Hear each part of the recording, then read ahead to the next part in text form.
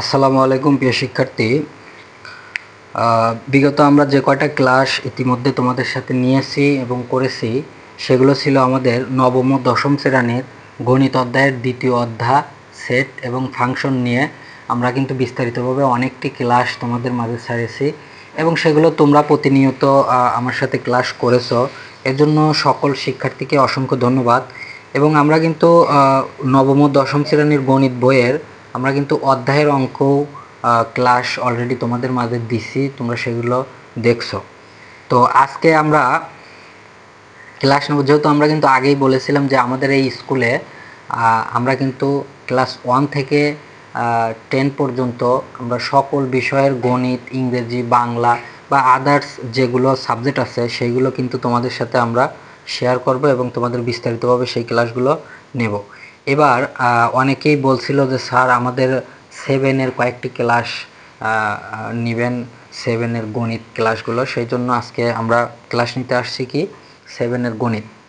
দেখো 7-এর গণিতের প্রথম অধ্যায়টিকে ভাগ করছে প্রায় 11টি ভাগে এবং প্রথম যেই অধ্যায়টা সেই অধ্যায়টা হলো মূলদ ও অমূলদ সংখ্যা, অর্থাৎ 1 থেকে 17 পৃষ্ঠার মধ্যে মূলদ ও অমূলদ সংখ্যা নিয়ে আলোচনা করছে। এবং আজকের এই প্রথম ক্লাসে ক্লাস 7-এর আমরা গণিত নিয়ে যে বিষয়গুলো নিয়ে আলোচনা করব সেগুলো হলো প্রথম যে ভূমিকা, সেইখানেই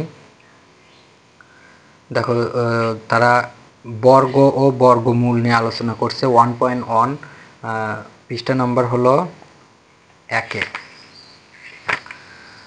যে বৈচিত্র্যময় প্রকৃতির এই বৈচিত্র্য আমরা গণনা ও সংখ্যার সাহায্য উপলব্ধ করি। পরবর্তী শ্রেণীতে আমরা স্বাভাবিক সংখ্যা, পূর্ণ সংখ্যা ও ভগ্নাংশ সম্পর্কে ধারণা পেয়েছি। মানে বলতেছে যে 6-এ আমরা ক্লাস 6-এ কিন্তু স্বাভাবিক সংখ্যা, পূর্ণ সংখ্যা, ভগ্নাংশ সম্পর্কে ধারণা পেয়েছি, যা মূলদ সংখ্যা হিসাবে পরিচিত। এই সংখ্যাগুলোকে দুটি পূর্ণ সংখ্যার অনুপাতে প্রকাশ করা যায়। সংখ্যা জগতের কিছু সংখ্যা রয়েছে যেগুলো দুটি পূর্ণ সংখ্যার অনুপাতে প্রকাশ করা যায় না, সেগুলো অমূলদ সংখ্যা। অর্থাৎ যেই সংখ্যাকে পূর্ণ সংখ্যার অনুপাতে প্রকাশ করা যায় না সেইগুলো হলো কি অমূলদ সংখ্যা। এই অধ্যায়ে আমরা অমূলদ সংখ্যার সাথে পরিচিত হয়ে এদের প্রয়োগ সম্পর্কে আলোচনা করব। এখন এই অধ্যায় ক্লাস 7-এর যে শিক্ষার্থীরা আছো, এই অধ্যায় তোমরা কি কি শিখবা? এই অধ্যায় শেষে শিক্ষার্থীরা শিখবে সংখ্যার বর্গ ও বর্গমূল ব্যাখ্যা করতে পারবো। আর কি পারবা? উৎপাদক ও ভাগ প্রক্রিয়ার মাধ্যমে বর্গমূল নির্ণয় করতে পারবো। আর কি পারবা? সংখ্যার বর্গমূল নির্ণয় পদ্ধতিগুলো প্রয়োগ করে বাস্তব জীবনের সমস্যা সমাধান করতে পারবো। মূলদ ও অমূলদ সংখ্যা শনাক্ত করতে পারবো, মানে কোনটা মূলদ আর কোনটা অমূলদ সেটাও আমরা এই অধ্যায়ে শনাক্ত করতে পারবো। সংখ্যা রেখায় মূলদ ও অমূলদ সংখ্যার অবস্থান দেখাতে পারবো। আচ্ছা, এইবার দেখো যেটা আমি ক্লাসের শুরুতে বলছিলাম শিক্ষার্থীরা, যে বর্গ ও বর্গমূল কাকে বলে। বর্গ এবং বর্গমূল কিন্তু মানে বর্গ করলে পারে বর্গমূল বের হবে, আর বর্গমূলের থেকে আবার বর্গ বের হবে। বিষয়টা মাথায় রাখবে। দেখো ওরা বলতেছে যে একটি বর্গ একটি আয়ত, অর্থাৎ কি এইটা হলো বর্গ, এইটা হলো বর্গ। এই আয়তর চার পাশটাই কিন্তু একই হবে, একই মাপের হবে। এখন ওরা বলতেছে আয়ত যার বাহুগুলো পরস্পর সমান। এই যে বর্গটা আমি আঁকাইছি, এই বাহুটা কিন্তু চারটা বাহুই কিন্তু সমান। এখন বর্গের বাহুর দৈর্ঘ্য যদি আমরা ক একক হলে, যদি আমরা এই একটা বাহুকে যদি ক একক ধরি, দেখো এই একটা বাহুকে যদি আমরা ক একক ধরি, তাহলে পাশাপাশি যে আরো তিনটা বাহু আছে, এই তিনটা বাহু কিন্তু ক এককই হবে। এখন বলছে যে ক একক যদি হয়, বর্গক্ষেত্রের ক্ষেত্রফল হবে, অর্থাৎ এই যে চারটার ক্ষেত্রফল কত হবে? চারটার বাহু যেহেতু একই, সেক্ষেত্রে একক হবে কত? ক গুণন ক, অর্থাৎ ক টু দি পাওয়ার 2, ক টু দি পাওয়ার 2 একক, বা ক টু দি পাওয়ার বর্গ একক। এই হলো বর্গ একক। অর্থাৎ যখন আমরা বর্গ এবং বর্গমূল নিয়ে আলোচনা করব, তখন একটা জিনিস সবসময় শিক্ষার্থীরা মাথায় রাখবা, যে চারটা বাহুই সমান হতে হবে, তাহলে সেটাই হবে কি বর্গ। আর বর্গর হচ্ছে যখন আমরা স্কোয়ার করব তখন কিন্তু চারটা বাহুকে আমরা যখন এই যে এইখানে যেরকম আমরা ক টু দি পাওয়ার 2 লিখছি, এখন এইটাকে যদি আমরা ভাঙি তাহলে কিন্তু এই চারটাই বের হবে, এর কারণেই আমরা ক টু দি পাওয়ার 2 লিখছি। আচ্ছা, পরবর্তীভাবে বিপরীতভাবে বর্গক্ষেত্রের ক্ষেত্রফল 2 বর্গ একক হলে এর প্রত্যেকটি বাহুর দৈর্ঘ্য হবে ক। অর্থাৎ এইখান থেকে আমরা যখন বের করব তখন প্রত্যেকটা বাহুর দৈর্ঘ্যই হবে কি, এই হলো ক, এই প্রত্যেকটা বাহুর দৈর্ঘ্যই হবে ক। আচ্ছা, এখন ওরা একটা চিত্র দিছে যে চিত্রে 9টি মার্বেল, চিত্রে 9টি মার্বেলকে বর্গ আকারে সাজানো হয়েছে। এই যে দেখো তোমরা বইতে, তোমরা কিন্তু বই খুলছো এবং খাতা কলমও বের করছো, দেখো বইতে যে দিছে 9টা মার্বেল, এই 1 2 3 1 2 3 1 2 3, এটা বর্গের ভিতরে সাজাইছে।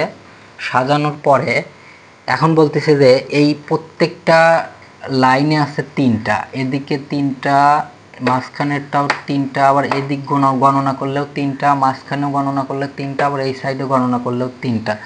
অর্থাৎ আমি যে প্রথমে তোমাদের ক্লাসের শুরুতে বলছিলাম যে বর্গটা এমন যে চারটা বাহুই সমান হবে, চারটা বাহুর পরিমাপই একই হবে। এই যে আমরা 9টা মার্বেল অঙ্কন করছি, এটা কিন্তু যেদিকেই যাও 3 হবে, যেদিকেই যাও 3 হবে, মাঝখানে যদি ধরো তাও কিন্তু 3 হবে। আচ্ছা, এখন তাহলে আমরা এটা কিভাবে লিখবো, 3 গুণন 3, 3 গুণন 3 অর্থাৎ 3 স্কোয়ার। এখন এই 3কে যদি আমরা স্কোয়ার করি তাহলে কিন্তু এই 9 বের হবে। দেখো 3 গুণন 3 হচ্ছে 9। মূল কি, মূল কয়টা মার্বেল, 9টা। এখন প্রতি সারিতে আছে কয়টা, 3টা। এখন 3কে যদি আমরা স্কোয়ার দিয়ে দেই তাহলে 9টা বের হবে, অর্থাৎ বর্গমূল। এখানে প্রত্যেক সারিতে মার্বেলের সংখ্যা কত, সমান, প্রত্যেক সারির মার্বেলের সংখ্যা কত, 3। আচ্ছা, এই চিত্রটি বর্গকৃতি হয়েছে, ফলে 3 মানে 3-এর বর্গ 9 আর 9-এর বর্গমূল হলো কত, 3। 3-এর বর্গ কত, 9, আর 9-এর বর্গমূল কত, 3। অর্থাৎ এই যে 9টা যে বর্গ বের হয়েছে এর মূলে কি ছিল, 3, এর কারণে সে বর্গ করার পরে হয়েছে কত, 9। আসলে এইটাই বোঝাতে চাইছে যে বর্গমূল থেকে বর্গমূলটা হলো ছোট হয় এবং বর্গ হচ্ছে বড় হয়, আর সেই বর্গ থেকে আবার কিন্তু বর্গমূলে আসলে রেজাল্ট একই হবে, অর্থাৎ চারিপাশে একই সমান হবে। তো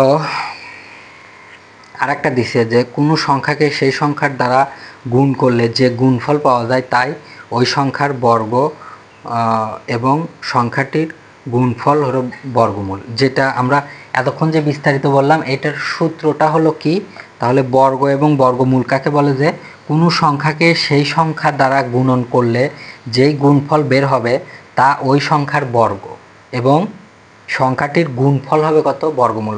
অর্থাৎ আমি একটা উদাহরণ তোমাদের দেখাই, যে দেখো উদাহরণটা এই নিচেই দেখাই, যে 4, আমার কলমের কালি মনে হয় শেষ। আচ্ছা দেখো, এই হলো 4 সমান সমান 2 গুণন 2। আচ্ছা, এই যে আমরা যে 2 গুণন 2 দিলাম এর কিন্তু বর্গমূলে কিন্তু 4ই। আচ্ছা, এখন আবার যদি আমরা আরও সংক্ষেপে লিখি যে 2কে যদি আমরা স্কোয়ার দিয়ে দেই, পাওয়ার যদি 2 দিয়ে দিই, তাহলে এইটাকে ভাঙলেও কিন্তু আবার কি হবে, 4। অর্থাৎ এই মূলে যে 4, এইটাই আমরা কয়ভাবে লিখলাম, 2 গুণন 2 করলেও 4 হয়, আবার 2কে যদি আমরা স্কোয়ার দেই তারপরেও কিন্তু 4 হয়। এখন 2-এর হচ্ছে বর্গ হলো 4, এই যে আমরা যে এই সূত্রটা লিখলাম, এই 2-এর বর্গ হলো 4, 2-এর বর্গ কত, 4, এবং 4-এর বর্গমূল কত, অর্থাৎ 2-এর বর্গ হলো 4 আর 4-এর বর্গমূল হলো 2। এটা হলো বর্গ আর এটা হলো বর্গমূল। এই হলো সূত্র। যে তাহলে সূত্রটা কি, কোনো সংখ্যাকে সেই সংখ্যার দ্বারা গুণন করলে, কোনো সংখ্যাকে সেই সংখ্যা দ্বারাই গুণন যদি করি, অর্থাৎ 2কে যদি আমরা 2 দিয়ে গুণন করি তাহলে কি হবে 4। যে কোনো সংখ্যাকে সেই সংখ্যা দ্বারা গুণ করলে যেই গুণফলটা বের হবে সেটা হলো বর্গ, অর্থাৎ যে গুণফলটা বের হচ্ছে 2 গুণন 2 গুণন করলে কত হয়েছে 4, এটা হলো বর্গ। আর এই যেটা আমরা পাইছি মানে গুণ করে গুণফল যেটা পাইছি সেটাই হবে কত বর্গমূল। তো আজকে এই ক্লাসে আমরা 1.1 এই বর্গ ও বর্গমূল কাকে বলে বিস্তারিত আলোচনা করলাম। তোমরা পরবর্তী ক্লাসের জন্য অপেক্ষা করো যে 1.2 পূর্ণ বর্গ কাকে বলে এইটা নিয়ে আমরা পরবর্তী ক্লাসে আলোচনা করব। এবং আজকের এই ক্লাসে শুধুমাত্র আমরা বর্গ ও বর্গমূল কাকে বলে এতটুকুই আলোচনা করলাম, যেহেতু জিনিসটা অনেক বিস্তারিত এর কারণে একটু সময়টা বেশি লাগছে। এবং পরবর্তী ক্লাসে আমরা ক্লাস 7-এর প্রত্যেকটা ক্লাস ধারাবাহিকভাবে ছাড়ব। আর মাঝখানে কিছুদিন গ্যাপ যাওয়ার কারণ পারিবারিকগত সমস্যার কারণে আমি মাঝখানে বেশ কিছুদিন ক্লাস দিতে পারি নাই। তো এখন আবার নিয়মিতভাবে ক্লাস দেওয়ার চেষ্টা করব। অনেকেই কমেন্ট শুধু করছে যে স্যার ক্লাস ছাড়েন না কেন, ক্লাস দেন না কেন। তো এখন থেকে আবার নিয়মিতভাবে আমি ক্লাস ছাড়ার চেষ্টা করব যদি কোনো সমস্যা না হয়। তো আজকের ক্লাস এই পর্যন্তই। ভালো থাকবে, সুস্থ থাকবে। এবং যারা আমার ক্লাস 9 এবং 10-এর বিগত ক্লাসগুলো দেখো নাই সেগুলো দেখে নিতে পারো। এবং তোমার যদি আশপাশে কেউ থাকে যে ক্লাস 9-10-এ পড়ে তাহলে তাকে বলতে পারো। আমরা কিন্তু অলরেডি ক্লাস 9 এবং নবম এবং দশম শ্রেণীর সেট ফাংশন অধ্যায়ের বিস্তারিতভাবে ক্লাস নিয়মিত ছাড়ছি, সেগুলো দেখে নিতে পারো। এবং অধ্যায়ের ক্লাসও ধরেছি, সেগুলো তোমরা দেখে নিতে পারো। তো আজকের ক্লাস এই পর্যন্তই। ভালো থাকবে এবং পরবর্তী ক্লাসের জন্য অপেক্ষা করো।